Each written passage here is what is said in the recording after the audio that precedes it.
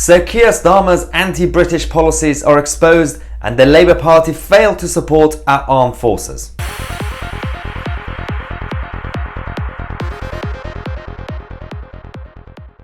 Well, hello everyone, we're back. We're back with another video. This time it's about the Labour Party and their new leader, well, newish leader, Sir Keir Starmer, the man who promised to be different to Jeremy Corbyn, the man who promised to bring back ordinary people and the working classes to the Labour Party with sensible policies and sensible approach. Well, his language is different, his rhetoric slightly nicer, policies not much different. Today we're going to talk about how the Labour Party in Parliament this week failed to support our armed forces and also how Sir Keir Starmer himself made a speech and talking about nonsense. So let's go through this the clip that he had, his speech that he made. Good evening. When I was elected leader of the Labour Party, I said I would always act in the national interest. Well, that's a good start, I guess. Let's see what else he says. While these restrictions are now necessary, they were not inevitable. The return of this virus and the return of restrictions are not an act of God. They're a failure of government. Right, hang on. So, obviously he's talking about the virus and the lockdown situation.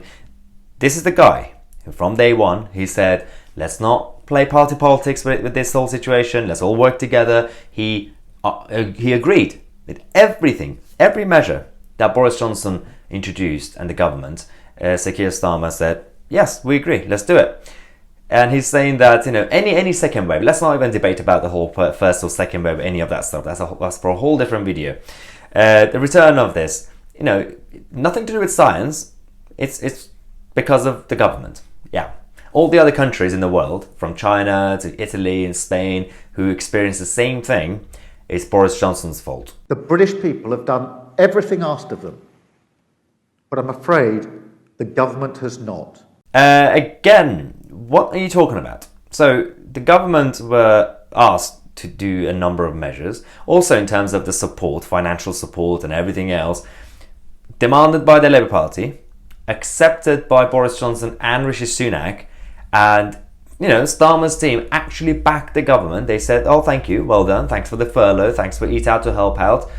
And then he says they didn't do anything. We shouldn't have one of the highest death rates in the world, or one of the worst recessions. Yeah, we shouldn't have one of the worst recessions in the world, even though you yourself, and obviously the Treasury, came up with these policies that caused the recession.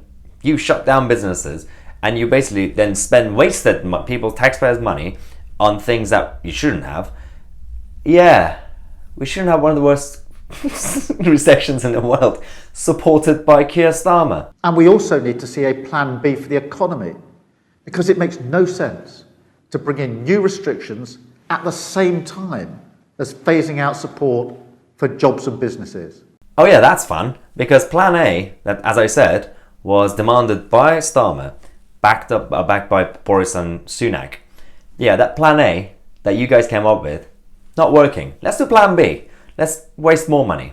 Let's have no plan for the recovery. Let's have no plan to actually defeat this whole situation.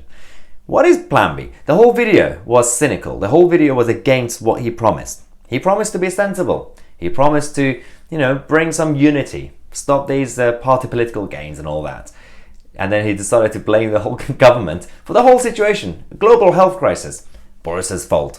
Yeah, so the other thing that happened, obviously this was the Labour conference a few days ago, and we discovered new things about this new Labour team. They've exposed their own anti-British agenda, but in Parliament there was a vote to support our armed forces against left-wing and international amnesty and woke lawyers that keep, you know, coming up with these weird cases against our soldiers and our veterans. The Conservatives backed it. The Labour Party decided to, towards the end, Starmer said, let's just abstain, guys. Let's sit on the fence. And the majority of the Labour and the rest of the MPs, Labour MPs, voted against it. And there was a bit of drama. Much of the mess we are having to come and clean up today is because of your illegal wars, your events in the past, and the way you have run these the safety for our forces, and to put up straw men and make wild allegations that are wholly inaccurate and disputed by much more learned people than him, I think is a disservice to our troops and is all about making an excuse for not supporting this bill. We will see tonight, Madam Deputy Speaker, whether you support the bill or not. Yeah, so that was Ben Wallace, our Defence Secretary, who was absolutely spot on. This is the same Labour Party that did all those things back in 2003 under Tony Blair, and now they refuse to actually support our veterans. This is your country. These are your people. It's because of our veterans and our soldiers that we are safe and we could do all these things, and you and your friends, Sir Keir, could actually go out and rant about your Plan B. So, what happened at Labour conference? We discovered that Sir Keir Starmer was still unable to name a single policy difference between him and Jeremy Corbyn.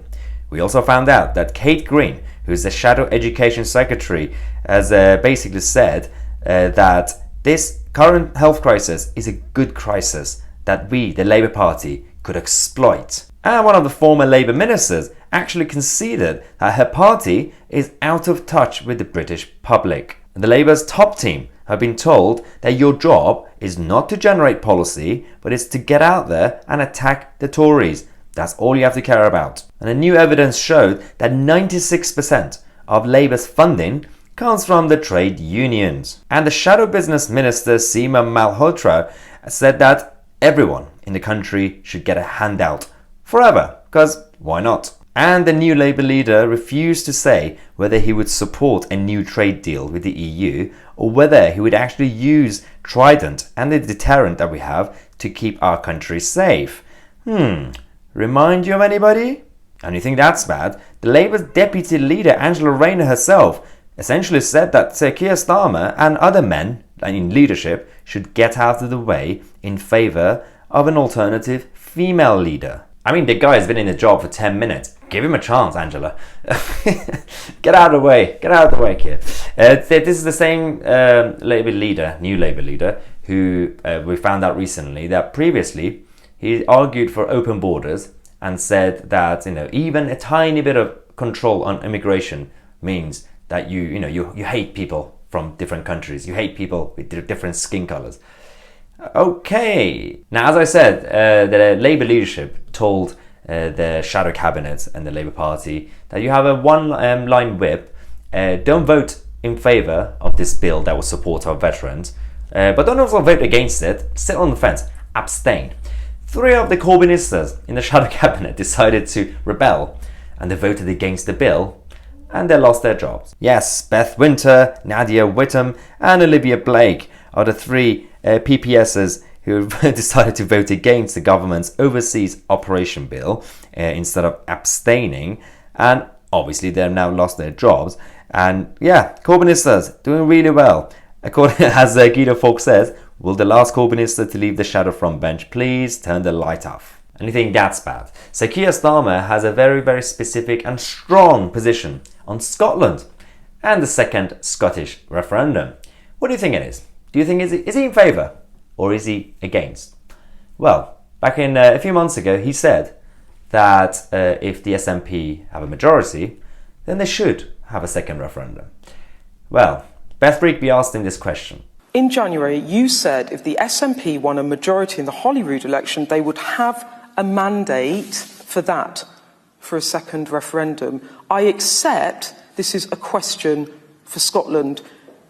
Do you stand by that principle? Now, before we get his answer, the question was straightforward. You should either say yes or no.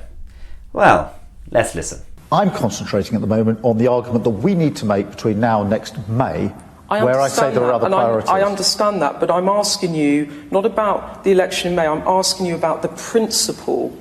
An SNP majority gives them a mandate for a referendum. In January, you said that you would accept it's a question for Scotland if the SNP win that majority. Do you, in principle, stand by what you say in January, or do you want to move away from that? Well, we're going into an election in May where we will all set out our positions, and the Labour Party position will be. But what is what the happens? Labour Party position? What you said in January. What happens beyond that is hypothetical, and You're dodging the question. In politics, people say with great certainty what's going to happen, who's going to win, what they're going to do, and what's going to happen afterwards.